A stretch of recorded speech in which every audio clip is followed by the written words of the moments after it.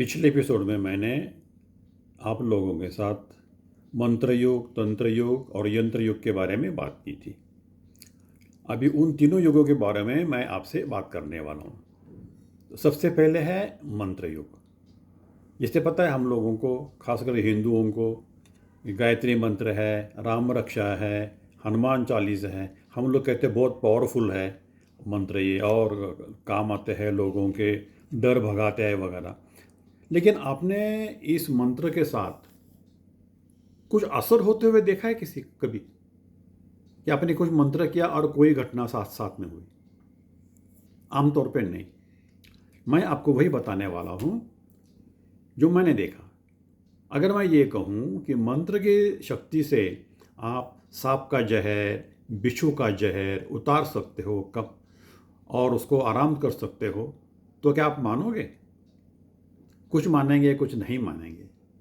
तो उसी के बारे में मैं आपको बताने जा रहा हूँ। मैं, मेरे पत्नी और हम मेरे यूनिट के साथ दिलवाड़ा टेम्पल है राजस्थान और गुजरात के बॉर्डर के ऊपर, माउंट आबू के बेस में, वहाँ हम देखने के लिए गए थे। जब हम लोग पहुँचे तो अंधेरा हो गया था, और हमने हमारा जो विजिट करने का प्रोग्राम था वो हमने नेक्स्ट डे ले गया था। तो हम लोगों को रूम अलॉट कर रहे थे वहाँ पे जो होटल वाले।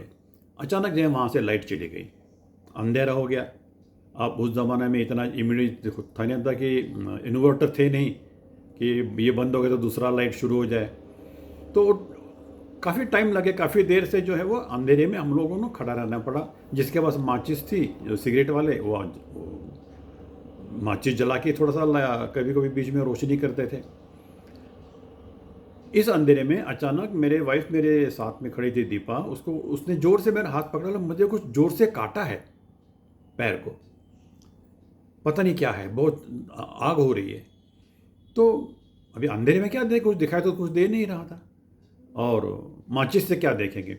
इतने में अचानक लाइट आ गई और हमने देखा कि एक बिच्छू मेरे वाइफ के पैर के से दूर थोड़ा वो गमले के नीचे छुपने के लिए जा रहा है। और पैर में देखा तो वहाँ पे है वो खून निकल रहा है, और वो खून काला है। तो मतलब ये जहर जो है उसको काटा हुआ है, और वो जब जहर फैलने लगेगा। अभी ये फौजी था, इमीडिएटली एक्शन ये था कि हमने वो बिच्छू को मार दिया। अब आ गया कि इसको मैडम को देखे, तो साथ में डॉक्टर था, लेकिन डॉक्टर बोला अभी मैं इस वक्त क्या कर सकता हूँ, मेरे पास ना कोई इंस्ट्रूमेंट है और ना ही इस वक्त कोई दुकान खुले, क्योंकि वो जगह इतनी बड़ी नहीं थी। अब क्या करें अभी उसको, वो तो बोल रही आग हो रही है, पैर में आग हो रही है वो, और आग भी बढ़ रही है, अब बढ़ रही है और ऊपर। अभी क्या करूँ मैं, मेरे भी समझ में नहीं। उतने में जो काउंटर पे लड़का था, बोला साहब इधर एक मंदिर है, वहाँ पे एक पंडित जी है, वो जहर उतार देता है, उसके पास चलते हैं। अभी हमने बोला और तो कोई तरीका था नहीं, मरता क्या ना करता। फटाफट हमने गाड़ी निकाली, वाइफ को लिया, साथ में डॉक्टरों को भी ले लिया। एक दो लेडीज उसके मेरे वाइफ के साथ में आई, उसकी दोस्त जो थी, उसको मदद का हौसला बढ़ाने के लिए हम लोग मंदिर पहुँचे।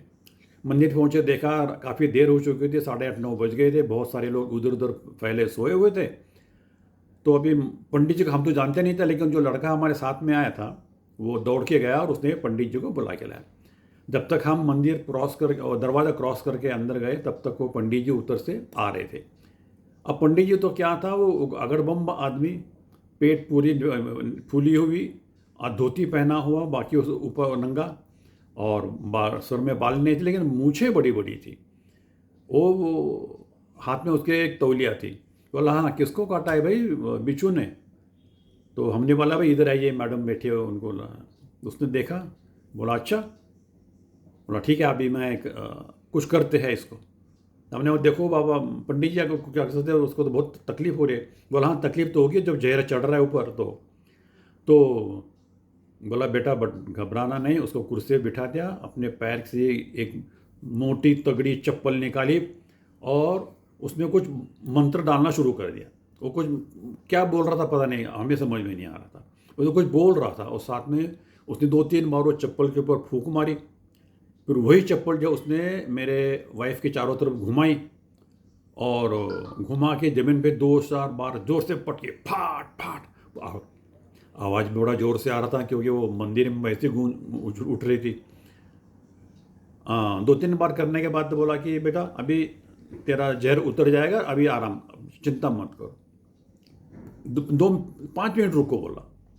हमने बोला और कोई तरीका तो था नहीं, मुझे 5 मिनट रुक गए। अब 5 मिनट रुक गए, देखा तो वाइफ को पूछा कुछ फ़र्क है? बोलती हाँ, अभी वो जो आग मुझे महसूस हो रही थी वो कम हो रही है, और अभी ऊपर नहीं आ रही, नीचे नीचे जा रही है, मतलब उसका जहर जो है शायद नीचे जा रहा था। हम बड़े खुश हो गए। मैंने कहा चलो ठीक है।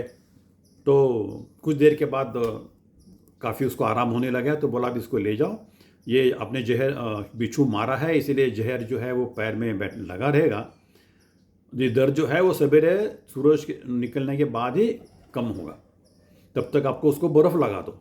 हमने कहा ठीक है। हम फटाफट फिर गाड़ी में बैठ के वापस आ गए, होटल में कमरे में बैठ गए, उसको थोड़ा कुछ खाने के लिए दिया और बर्फ़ लेके मंगवाया। मैं रात भर उसका बर्फ़ लगाता रहा, और बर्फ़ लगाते लगाते ही उसका जो काफ़ी दर्द कम हो गया। सवेरे सूरज हो गया, तब तक वो ठीक हो गई। अब इसको क्या कहे, ये मेरे सामने हुआ है, मंत्र से उतरा है। अगर किसी को कहूँगा तो नहीं नहीं वो ऐसा होता है, कुछ देर के बाद अपने आप वो जहर नीचे आता है। अरे कहना आसान है, लेकिन जिसको काटा है उसको पूछो ना उसके पे क्या गुजरी है। अब उसको मंत्र के बाद आराम मिलना शुरू हो गया। मंत्र के बाद उसका जो ऊपर आग ऊपर चढ़ रही थी जलन, वो नीचे चली गई। अब उतना उसको मिलने के बाद और क्या चाहिए। तो मेरे तरफ से ये मंत्र का परिणाम है, आप मानो या ना मानो। धन्यवाद।